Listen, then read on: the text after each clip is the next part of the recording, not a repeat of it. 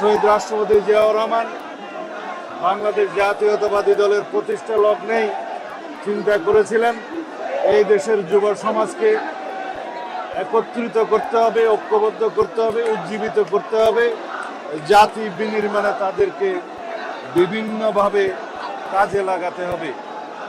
সেই যে আমাদের যুবদলের যাত্রা শুরু, আজকে ৪৭ বছরে আমরা যা অর্জন করতে পেরেছি জাতীয় জীবনে, যুবকদের জন্য কর্মসংস্থানে, যুব বিষয়ক মন্ত্রণালয় সৃজনের মধ্য দিয়ে এবং এই যুবকদের নিয়ে, তারুণ্যের ভাবনা নিয়ে আমরা যে বর্তমানে বাংলাদেশ বিনির্মাণের স্বপ্ন দেখি সেটাকে আমরা একত্রিতভাবে ধারণ করেছি এবং সারা বাংলাদেশে আমরা তরুণদের, যুবকদের রাজনৈতিক ভাবনাকে আহরণ করার জন্য আমরা সমগ্র বাংলাদেশে আমরা সফর করেছি।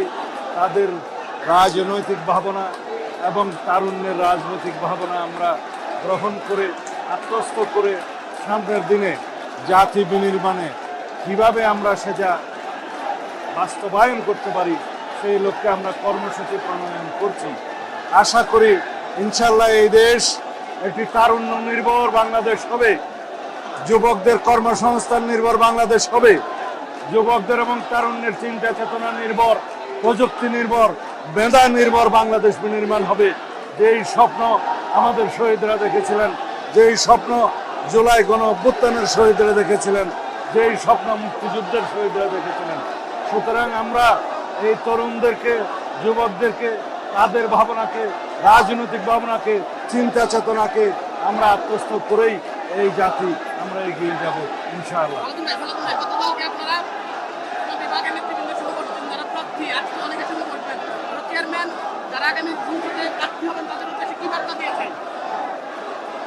আমরা সমগ্র বাংলাদেশে আসন ভিত্তিক সকল যোগ্য প্রার্থীদের, একাধিক যোগ্য প্রার্থীদের সাথে আমরা কথা বলেছি।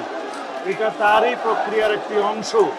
আমরা একই মেসেজ দিতে চাই যাতে আমাদের দলের ভিতরে ঐক্য থাকে, জাতির মধ্যে ঐক্য থাকে, যাদের সাথে আমরা যুগপৎ আন্দোলন করেছি এবং অন্যান্য একটা বৃহৎ জোটের জন্য আমরা চিন্তা করছি, সবাইকে নিয়ে ঐক্যবদ্ধভাবে যাতে আমরা আগামীতে এই নির্বাচনী বৈতরণে পার হতে পারি।